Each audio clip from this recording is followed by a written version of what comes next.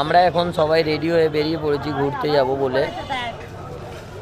এখন আমরা ঘুরতে যাব দীঘার ঢেউসাগর পার্ক। আমরা ঢেউসাগর পার্ক যাওয়ার জন্য একটা টোটো বুক করে নিলাম।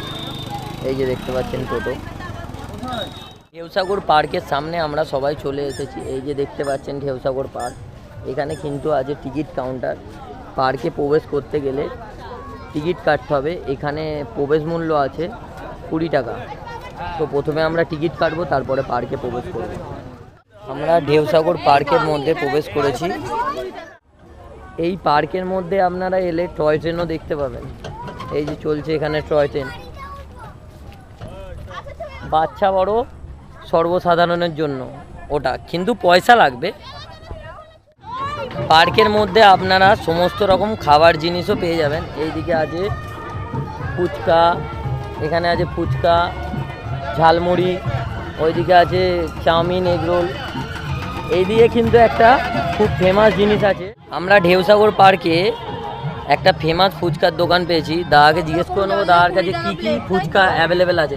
দাদা কী কী ফুচকা আছে আপনার কাছে? দই ফুচকা হবে, চাটনি ফুচকা হবে, সেউ পুরি হবে। নানা রকম ফুচকার জলের ফ্লেভারও আপনারা পেয়ে যাবেন। পুদিনা জল, গন্ধরাজ লেবুর জল, মিষ্টি জল, জলজিরা। আমরা দাদার কাছ দিয়ে 1 প্লেট ফুচকা নিয়ে নিয়েছি। এবার আমরা টেস্ট করে দেখব ফুচকার টেস্টটা কেমন। ফুচকার টেস্ট কিন্তু খুবই ভালো।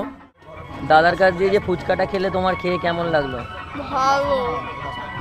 এখানে আপনারা জলের মধ্যে বোটেও চাপতে পারবেন।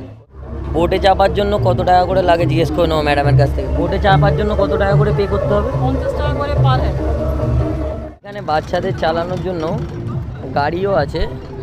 দাদাকে জিজ্ঞেস করে নেবো যে গাড়িটা চালাতে গেলে কত টাকা পে করতে হবে আর কতক্ষণ চালানো যাবে। দা, ওই গাড়িটা চালাতে গেলে কত টাকা পে করতে হবে? 50 টাকা। আর কতক্ষণ টাইম বলছে 10 মিনিট বলছে, আমি ওনাকে বললাম 15 মিনিট করতে বলে। আচ্ছা আচ্ছা, আপনি 15 মিনিট করে দেবেন। হ্যাঁ।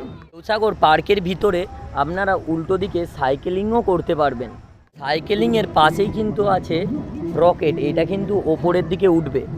এবার এটা দাদাকেই জিজ্ঞেস করে নেবো যে কত টাকা পে করতে হয় এই রকেটটায় চাপার জন্য। এটা কত টাকা পে করতে হবে? 100 একবারই? 3 বার করাবেন তাই তো? আমার বউয়ের কিন্তু এই রকেটটায় চাপার খুবই ইচ্ছা ছিল, কিন্তু এই রকেটটার কোয়ান্টিটি হচ্ছে মাত্র 60 কিলো।